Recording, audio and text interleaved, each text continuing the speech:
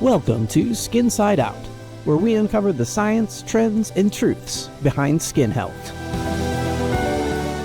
Your trusted guide to the world of dermatology. This podcast is for educational purposes only and is not a substitute for professional care by a doctor or other qualified medical professional.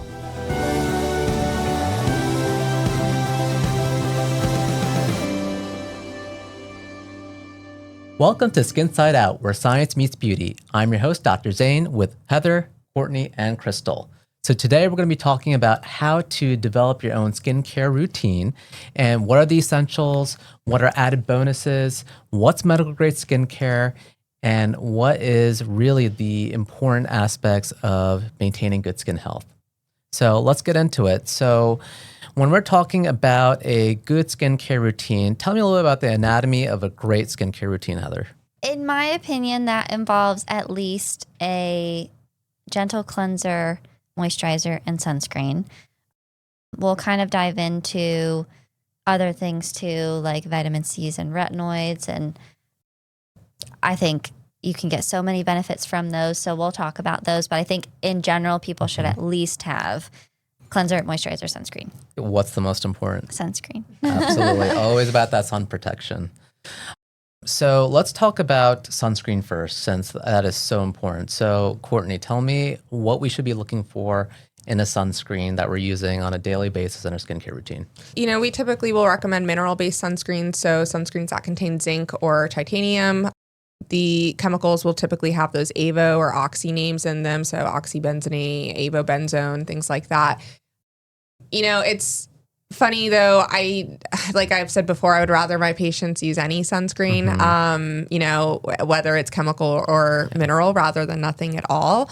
But in theory, we do find that the mineral is going to have the, you know, at least risk as far as any breakouts go, rashes or acne, and best coverage for patients who have conditions like melasma, and even those just that want to protect from the sun. Yeah, and I know a lot of people are concerned about the cosmesis, like you're going to get that gray cast, you're going to look like a ghost, but there are such elegant formulations now with the micronized zinc, so it goes on virtually sheer, it looks great, gives optimal protection. And, you know, I think that it's really leveling up the game and compared to chemical sunscreens. Well, and there's so many that have a tint now, too. I mean, I know Neutrogena just came out with their line. And one thing I really appreciate about their line is that their shades really do go to the darkest of skin types. So I feel very comfortable in telling my patients, oh, you can try that out, you know, give them a sample packet. And that usually covers well so they don't have that whitish gray discoloration. Yeah, it's not like a one size fits all, which I think in the past there were with tinted sunscreens, but definitely come a long way. And especially with skin of color, I think that's such a huge thing. Like for myself with darker skin, Crystal, I'm sure you can relate to. Finding a sunscreen that matches your skin tone can be challenging, but there are so many options now. So I think that people who were hesitant in the past to use sun protection can now find a reasonable option for their skin that looks great, and there are no more excuses. Yeah, I actually saw a quote the other day. I think it was on a video, but the girl said, you know, washing your face and wearing your sunscreen isn't like skincare. It's, you know, healthcare. It's your, you know, just like brushing your teeth. You don't consider that like this cosmetic treatment, even though, you know, you're keeping them clean, you're whitening them. But same thing with the washing your face in sunscreen. And I thought that was really true. Yeah, that's a good point. Speaking of sunscreen, Crystal, did you forget your sunscreen? I know. It looks like she got burnt. You look so crispy. No, we're just joking. Crystal, I did some microneedling and some laser on her, so that's why she looks a little rosy, like an hour ago. Yeah. An hour ago. I'm still a little numb. She's like on the verge of tears. Yeah. And she's got her sunscreen on despite looking like a lobster, so it'll go away. Yeah. Crystal would not dare show up into my office without any sunscreen. No, I would never. Never, ever, ever. My first job had gone on a cruise like the first week or two that I had started working, and I went snorkeling. So, you know, it was really obviously hard, and at the time I didn't really know about SPF shirts and whatnot. So the whole front of me was completely fine, but the whole back of me was completely burnt from being out in the sun for hours. And I was so petrified to go back to work and have my doctor look at the back of my arms and my neck and be like, what did you do?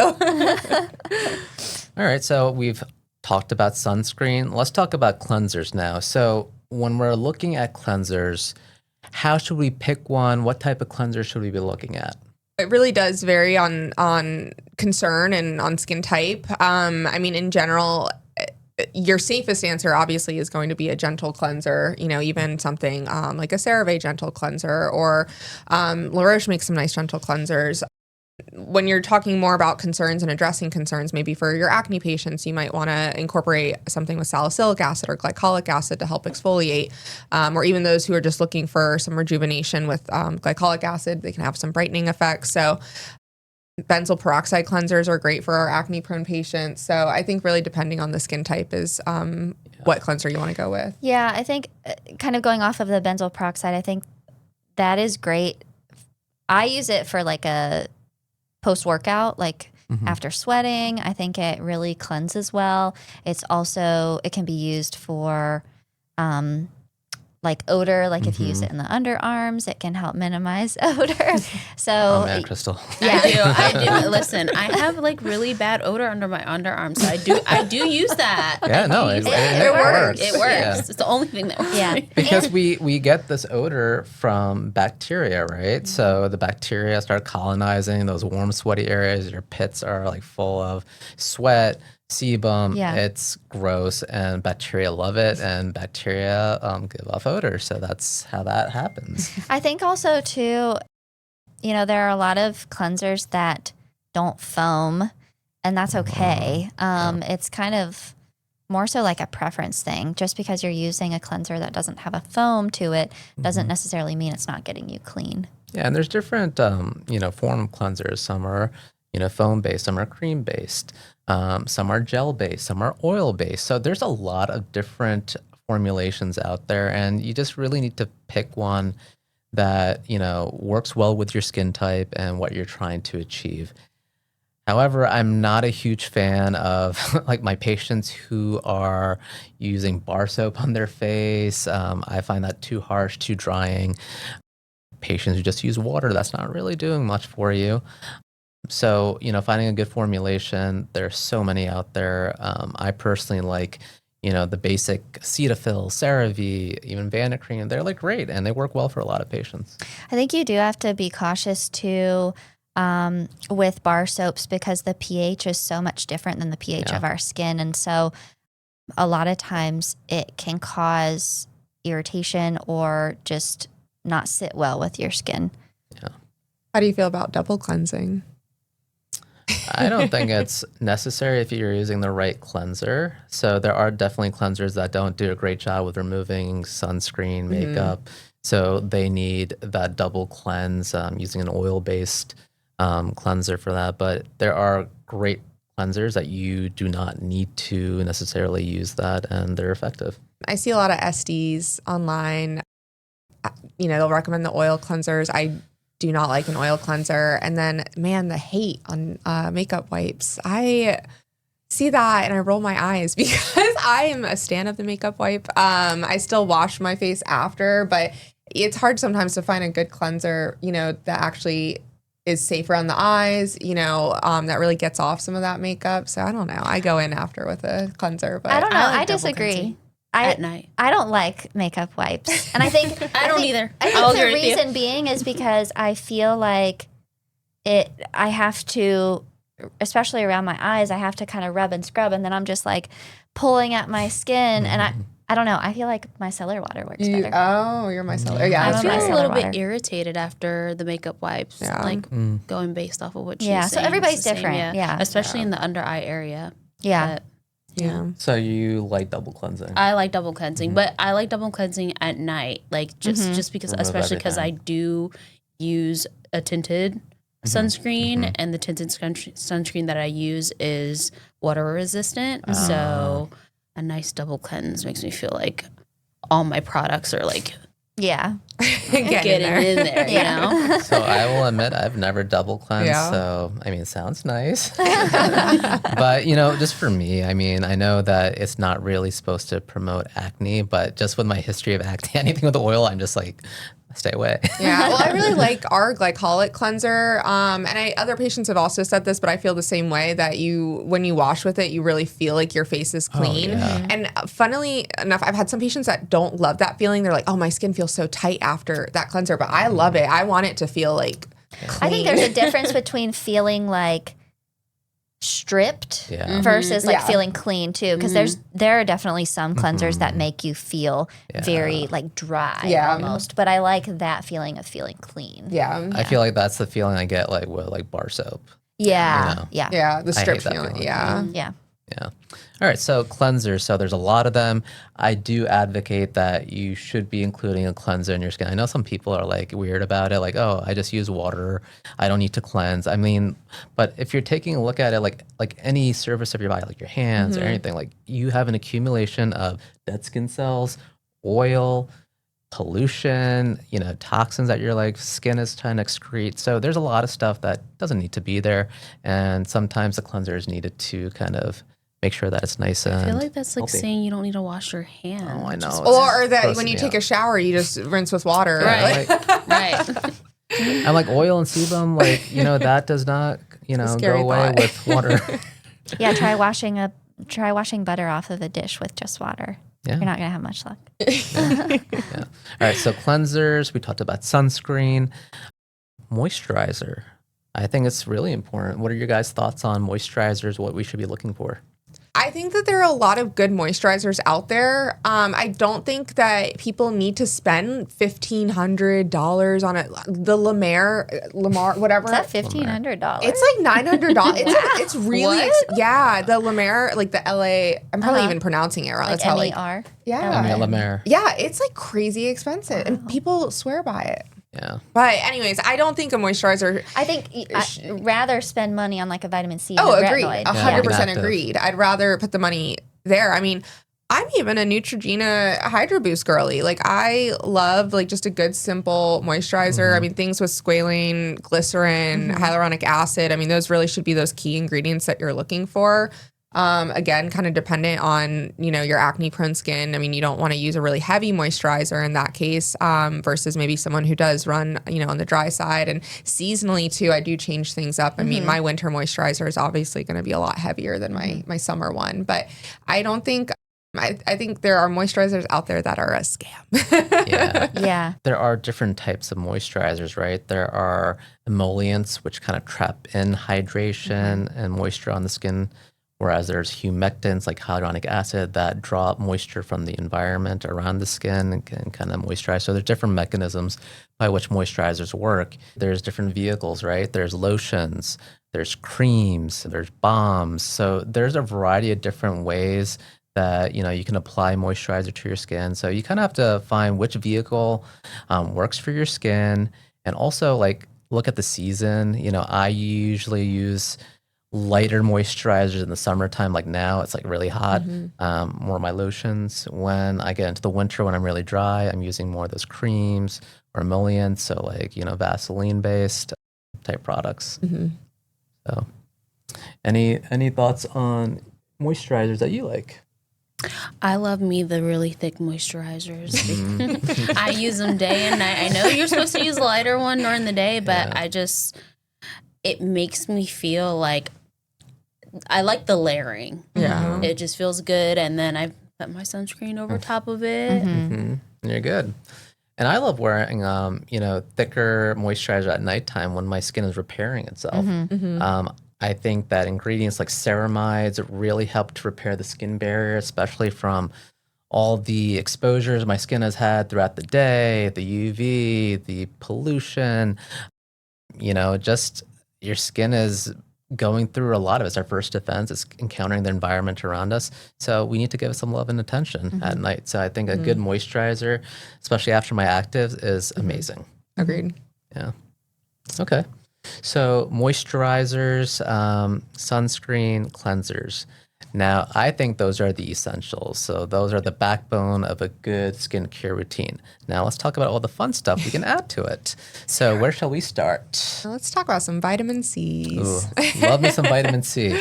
So tell me a little bit about vitamin C. Vitamin C is a very powerful antioxidant. It is great for morning use, there are certain vitamin C's that can be used morning and evening. It is really going to help brighten the skin, even the skin tone. It's going to protect you a little bit more from the sun. It's going to help your sunscreen be a little bit more active, and just overall has really great properties. However, not all vitamin C's are created equal. There are a ton of vitamin C's on the market, and I think this is really where quality makes a huge, huge difference, because the biggest issue with vitamin C is that it's not very shelf stable. So you can get a vitamin C from a drugstore, you open the bottle, you can't even use the whole bottle before it's oxidized or degraded and pretty much deactivated. So it really, I think if you are going to invest in something, it's worth splurging a little bit.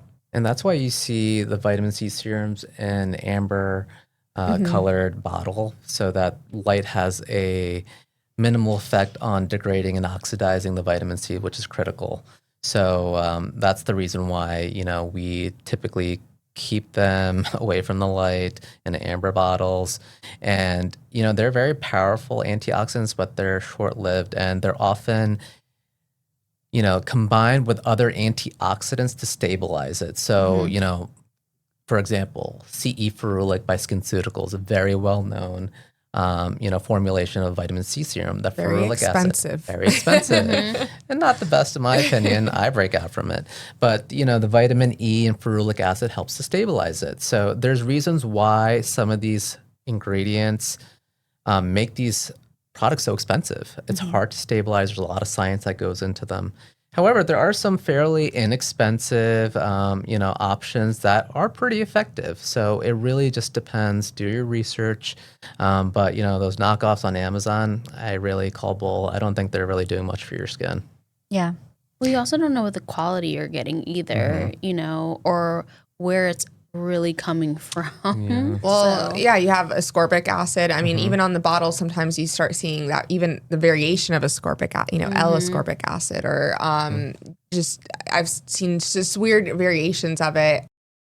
I really like THD, which is found in Alto. It's vitamin C actually from a plant they've derived in Australia, and they found that it to be a little bit more stable than the ascorbic acid. So yeah, Skin Better, they're Alto, definitely on the pricier side, but I feel like it works well. It's worth it. Yeah. And many of the high-end skincare lines typically have pretty good vitamin C serums. I've kind of found that. I've tried a lot of them. Yeah. Revision's got a great one. ZO, really good. I find that, SkinCeuticals, I mean, even though the CE Ferulic's not my favorite, some of the other ones are pretty good. Skin Better. And, I do think that you are paying for quality, and you do see efficacy with those. So I think a lot of times, even though I think when you let somebody know the price of a vitamin C, they're definitely hesitant. However, I think you run the risk of spending more money buying something at a drugstore, and then it's not getting you to the goal that you want to get to. And then you're spending more money. You're trying this, you're trying that. And so I think if you go with one of these options, you're going to have a much better result. And also, if you're investing money in other non-invasive procedures, such as, Botox, or you're doing fillers or lasers or microneedling, you're trying to induce collagen synthesis and improve the appearance of fine lines and wrinkles.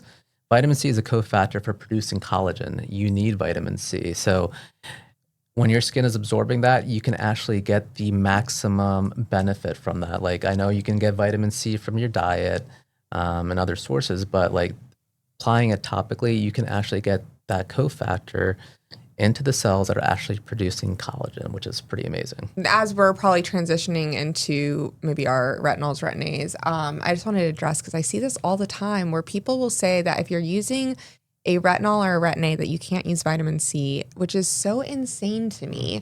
I don't know if it's like the irritation I mean, they're being used at different times. Well, most formulations, if you're using them simultaneously at the same time, one after another, they deactivate each other. That is true for most formulations. So I think that's where that misinformation comes from, because they're thinking, you can't use these at all together in the same routine, which is not true. That's why we typically divide the vitamin C in the morning, retinol at night. There are some formulations that are working well with the Skin Better, like the Alto and the Alpha Ret can work together nicely, but Yeah, I hear that too. I'm like, oh, I was told I can't use my vitamin C because I'm using retinol, or vice versa. That's not true. Yeah. Yeah.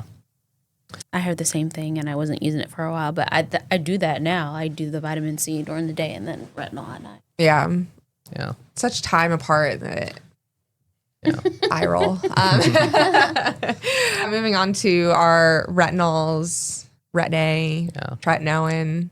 So they're all vitamin A derivatives, really powerful effects on the skin, stimulating collagen synthesis, helping with cell turnover, helping with hyperpigmentation, helping with fine lines, wrinkles, you name it. It is a powerhouse.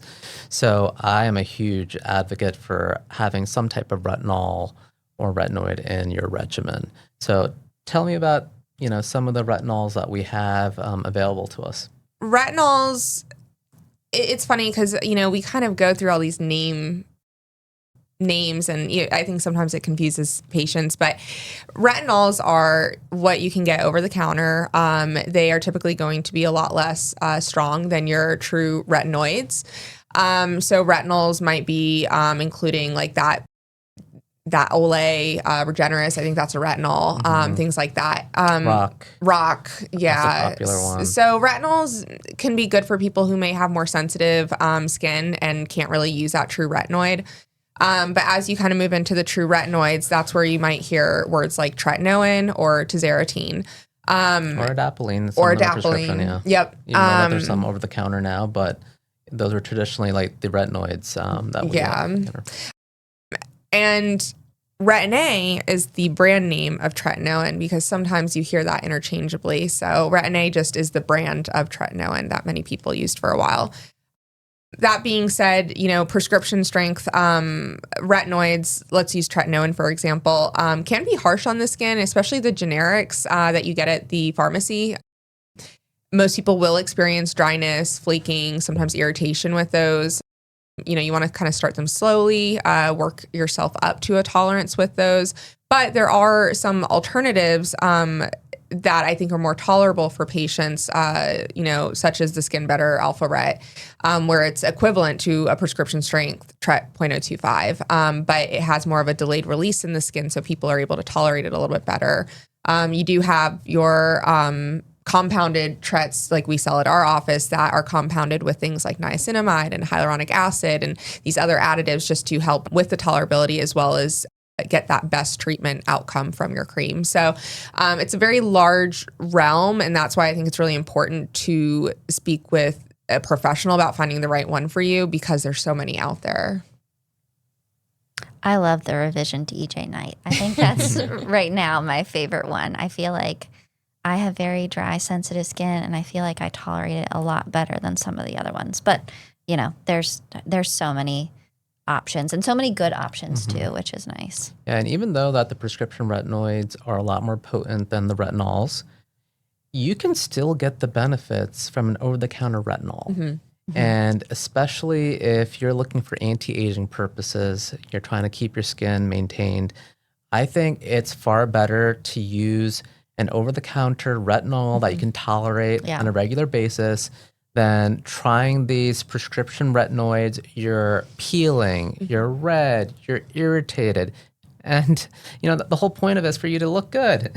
And I'm like peeling my face off and, I'm irritated and I'm not happy with the way I look either. So like, why go through that? Especially if you don't need it. Yeah, I tell my patients a lot, especially if they seem like they're more on the dry sensitive side, that I'd rather them do it like 2 to 3 times a week and do that consistently versus doing it 7 nights in a row and then you're so dry and irritated that you have to take a week or 2 off. And we always counsel our patients, start off slow. Yeah. Once or twice a week, and then build up. Yeah. They listen to us, that's a different story. Yeah.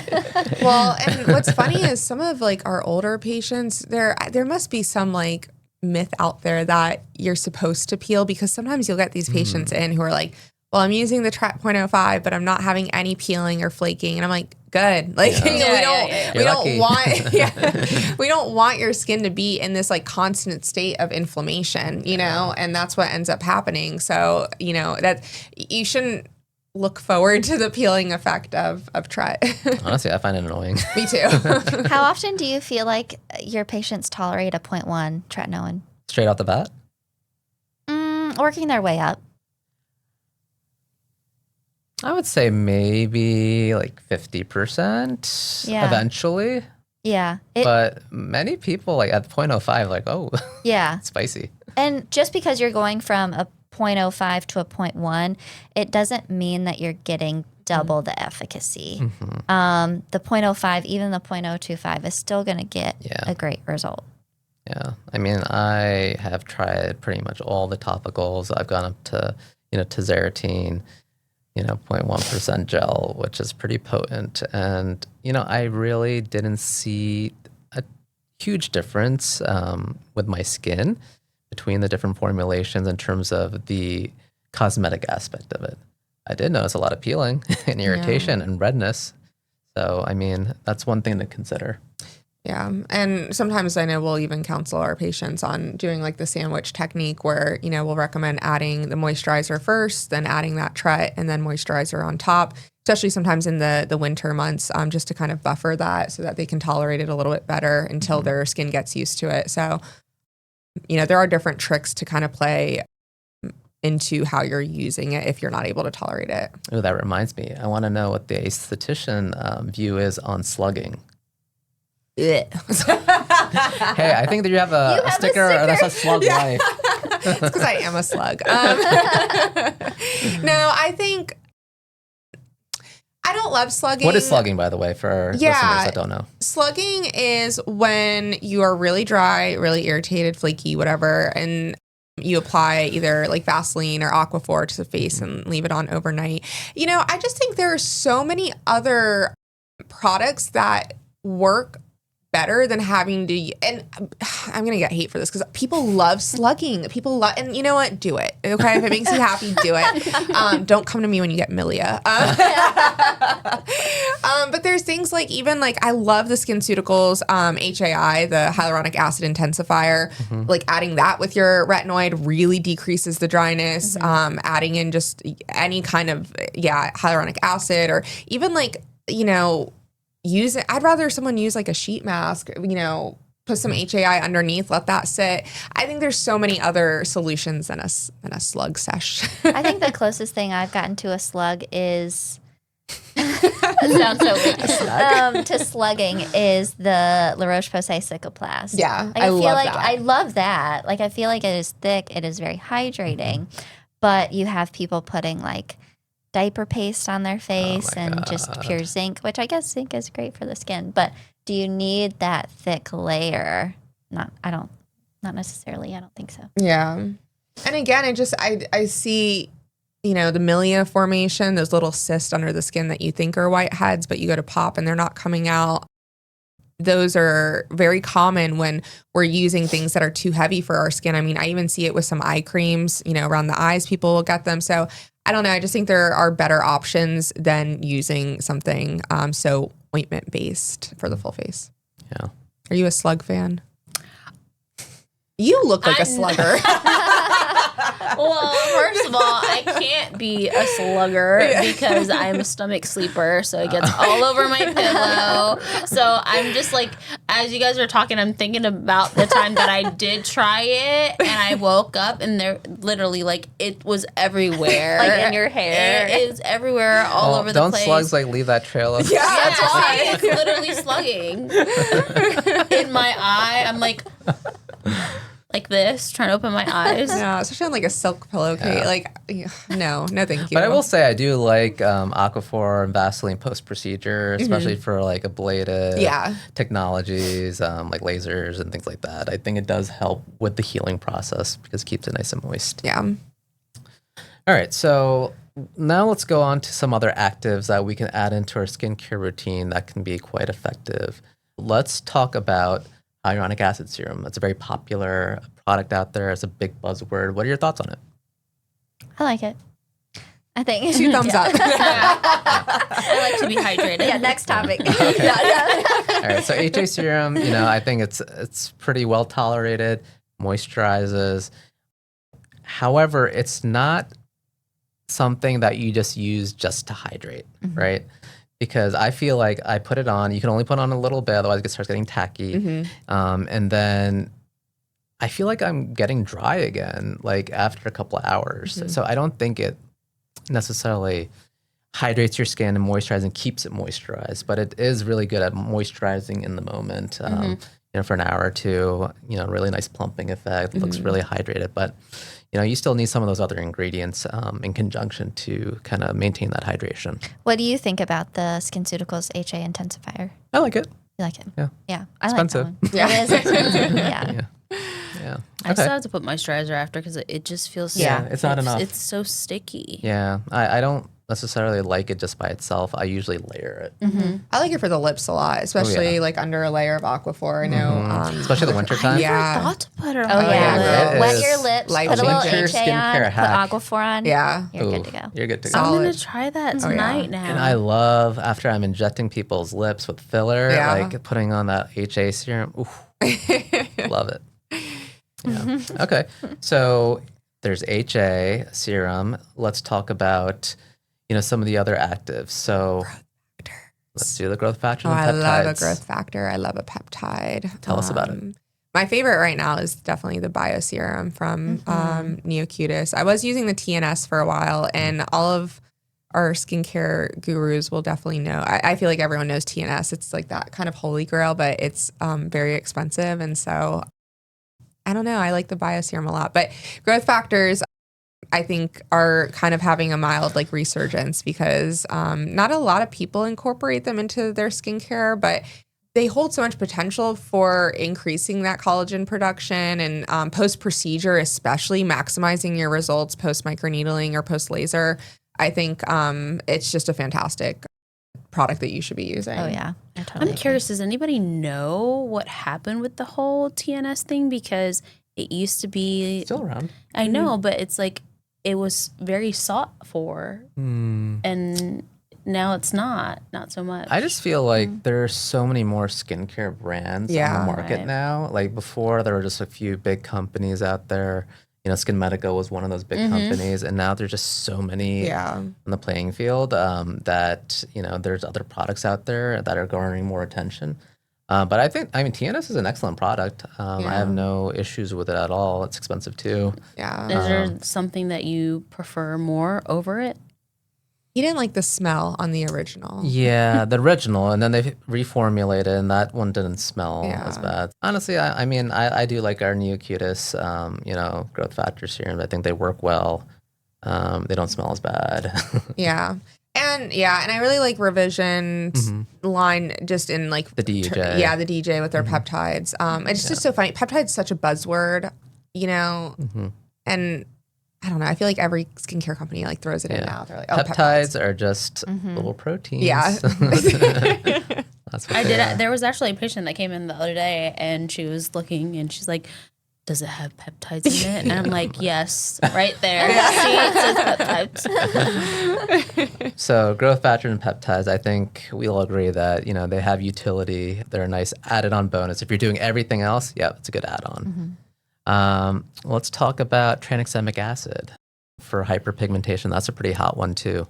Tranexamic acid or TXA. I think it works well for some people. I'm a hydroquinone girly. I definitely think HQ works better, and I think TXA is nice either as an adjunct or when people are taking their HQ holiday. Like I said, I think it works really well for some people, but there are some patients that, like the discoloration defense has it in there. Most times my patients were coming back not seeing much of a difference. I was So gonna say that. yeah. I've not seen It's not, nothing. it's not impressive, Nothing and at it's all. expensive. Yeah. Yes. Yeah. So It does I have come in a oral, brand new though. bottle if anybody wants. or- Yeah, tranexamic acid does come orally, and I think that that, can in help. conjunction works really well. yeah. I've seen some good success with topical tranexamic acid, but I agree, hydroquinone is definitely the more robust Yeah. outcome. Yeah. What about those skincare lines with PDRN, or polydeoxyribonucleotides, also known as the salmon sperm derived DNA molecules? I mean, I haven't tried it yet. I have not tried Right, it yeah, either. either. But how do you know? Like, how do you know the efficacy, the source that it's coming, like what salmon are these coming from? You know what I mean? Are they farm raised? Are they wild Korea. salmon? Why? I don't know. Wild caught. Wild. I mean, but I think that, I mean, their Regeran products have been out there, and there's some other companies that are starting to incorporate that into skincare too. So, I mean, I'm curious to see in the future. I think it's still too new. Yeah. Yeah. Then you have your, glycolics and Alpha, beta, hydroxy acids. Yeah, your azelaic acid. Same kind of thing. I like azelaic acid. I do too. I'm an azelaic acid fan, especially for redness, rosacea patients, sometimes even acne patients. I'm like, Yeah. I don't really see that much of a result with them, but. Do you like topical tranexamic acid or azelaic acid better? If you had to choose. For hyperpigmentation? Yeah. Honestly, I think both are weak sauce. You have to choose. I really don't see that much of an improvement. I mean, I think azelaic acid has been out longer and it's more easily accessible Yeah. than the tranexamic acid, so I'll probably go with that. Yeah. Yeah. I like azelaic. It's pregnancy safe, which is nice. It's I think it's a good adjunct. I would not tell someone only to use that, but Right. Exactly. Okay. And then last topic, medical grade skincare. Is there really a difference? These cosmeceuticals, like, do they have more potency than others that are kind of like on the store shelf? Thoughts? I keep answering first. I'm waiting for you. I think. I don't know. I think I just keep staring. I know. Yeah. You're just like Diane. Answer this now.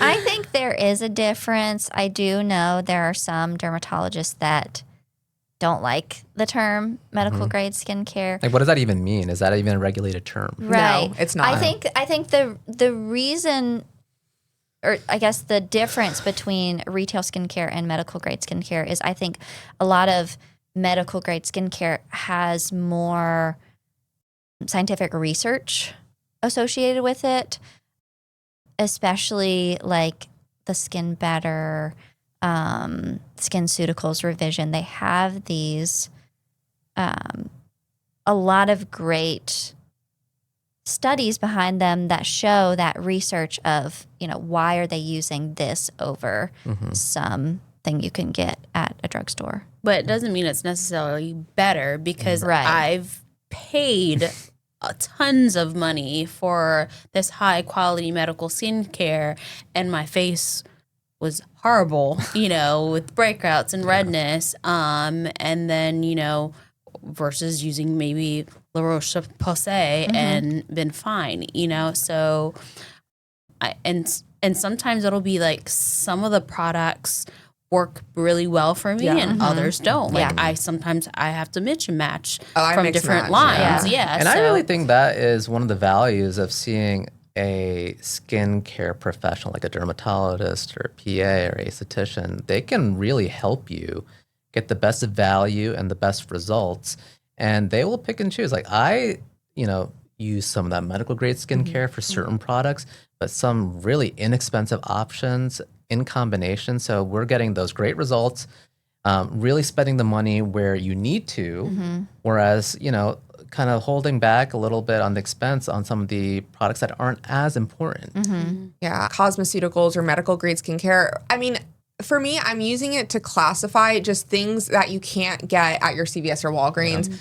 There's none of this, like, I don't know. I don't think it's like this elitist difference. It's just easier to say cosmeceuticals than it is to say products that you can only get at a dermatology office or advanced esthetician office. You know what I mean? But if you really think about it too, I think it's because, going back, it might have been a thing, but we've come such a long way. Yeah. It's the same thing with makeup. Like, people are buying makeup from the dollar store Yeah. now, I get the dollar lashes. It's a different, things are formulated differently Yeah. now. We're just so much more advanced these days versus in the past. I do like the studies, especially on brands like Revision and Skin Better. And what I will say is I do think sometimes some of like the technology, like in regards to Skin Better, with them having the what is it like that? Like, for example, the delayed release, like Tret and stuff like that. And specifically what I really do like is products that are able to get many products together. So like the alpha ret having, the tret in there, but also the glycolic acid, the niacinamide. So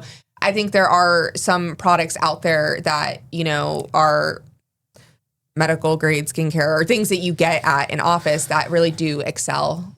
And even like their vitamin C, the Alto Advanced, is not just a vitamin C. They have 23 or 27 other It's antioxidants. amazing. Yeah. So you're not going to get that same kind of quality, I guess, in a different vitamin C that's not going to have those other antioxidants in it. And then you can get medical grade skincare online. Don't. But don't.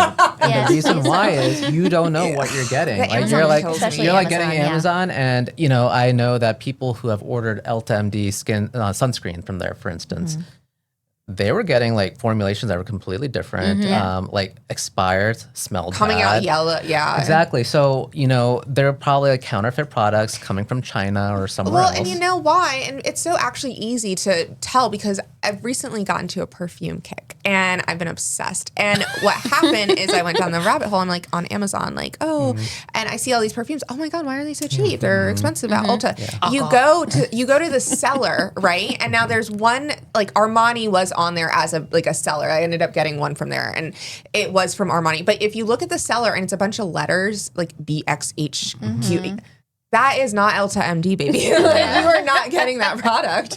It's Elta M no. Yeah. And then when you're buying it from like a dermatology office, for instance, like we have a contract with the company directly. They ship it to us. There's quality control. You know what you're getting.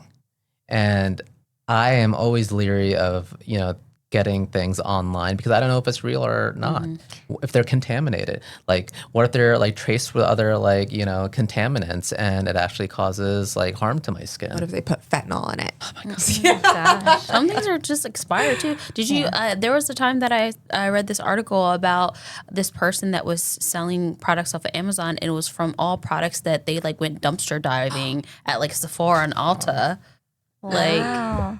and reselling it. I had a patient say that she was using the Nor serum. And I was like, that's one of our products. And she pulled it up on Amazon and it's literally like Nor serum. And I was like, no, that is not the same thing. Oh my gosh. Yes. But They're people out get so there. confused too. Yeah.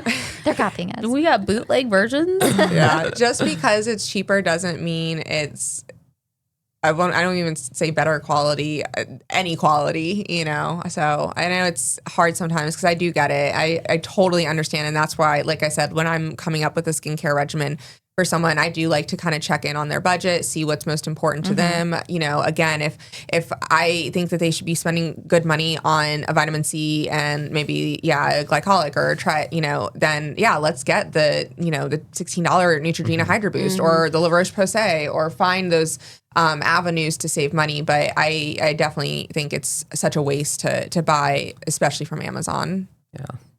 And lastly, I thought we would probably broach this subject because I was thinking about doing it as another episode, but I think it just kind of ties in nicely with what we're talking about with skincare. And that's kids and skincare. What are your thoughts on this? Like these kids going to Sephora with their parents, buying a ton of products. Thoughts on that? I don't like it. I think yes, it is great that kids are invested in skincare. I think that whole thing is huge. And I think kids will growing up wear more sunscreen than we did growing up. However, I think there is this view, people are getting aware of their skin and what they should use and what their skin should look like at such a young age. And it's such, it's like the whole episode that we talked about with body dysmorphia. There are so many things that I think kids are being too particular about, and they should be living their lives as kids.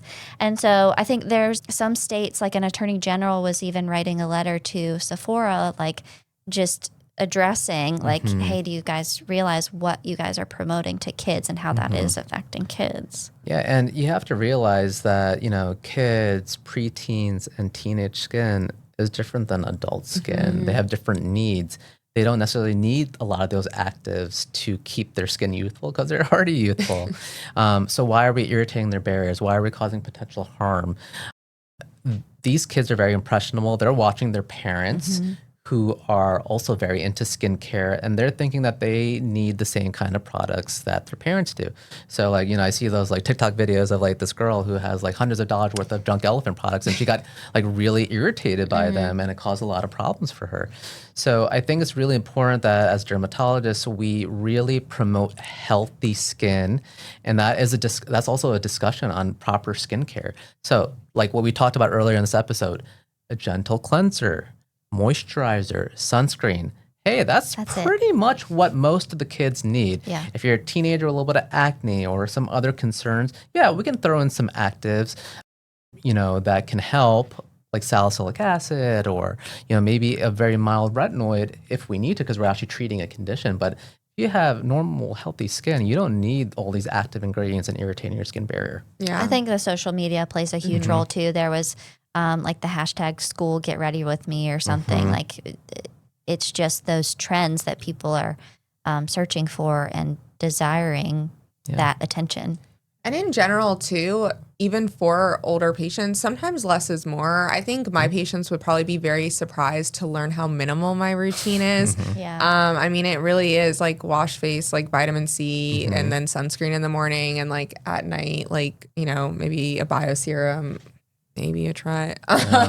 It's really not this like 20-step process. And I think sometimes, people get too into it and they're doing too many things on the skin. So and like these 12-step like Korean skincare routines and skin cycling, you're doing a different type of product every day, recovering from the irritation of the previous one. I'm like, that's not necessary. So these kids are getting the message that, this is what I should be doing, and it's not appropriate for their skin. Yeah. I see on Reddit, people will make like a calendar of a week, and it will be like Monday, Tuesday, Wednesday, and Tretinoin and blah, blah.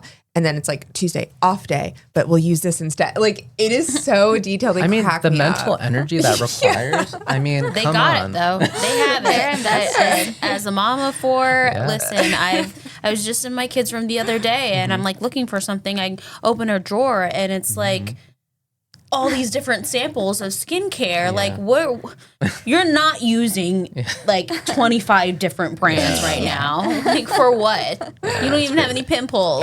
And even my like 7-year-old daughter, she's like, "Can I put on some serum? Can I have the blue one?" Yeah, like she like looks for the stuff, and like these products are eye catching. They're attractive. Yeah. Oh my God, and they come up with concoctions. Yeah.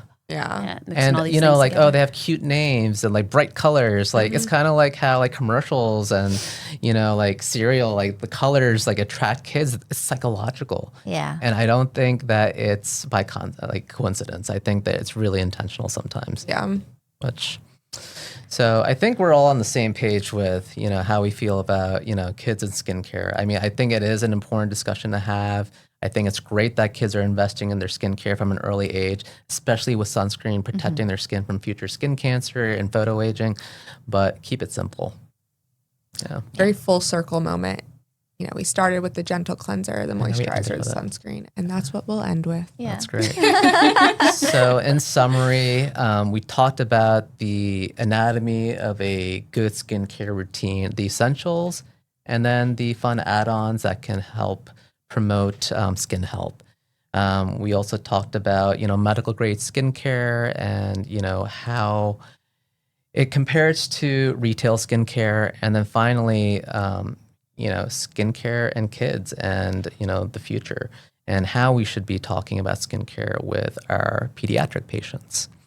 So I hope you found this episode enlightening. I think it's a really interesting topic, and it's a common topic that our patients bring up to us on a daily basis. So I think having a good, sound foundation is really important, and you can always partner with your dermatologist or skincare professional to really optimize your regimen, because everyone's skin's a little different and have different needs, and we can help you on your journey to getting clear and healthy skin. So please like us, follow us. I hope you enjoyed this episode. Until next time, SkinSide Out. Thanks for listening. This episode of SkinSide Out is complete. If you enjoyed today's episode, don't forget to subscribe, rate, and leave a review wherever you listen to your podcasts. For more tips, updates, and behind-the-scenes content, be sure to see what fun we're up to on TikTok. Follow us on Instagram and Facebook at Nor Dermatology and Aesthetics. Check us out online at norderm.com. Discover why our patients give us 5 stars on Google. Call us today at 919-617-0717.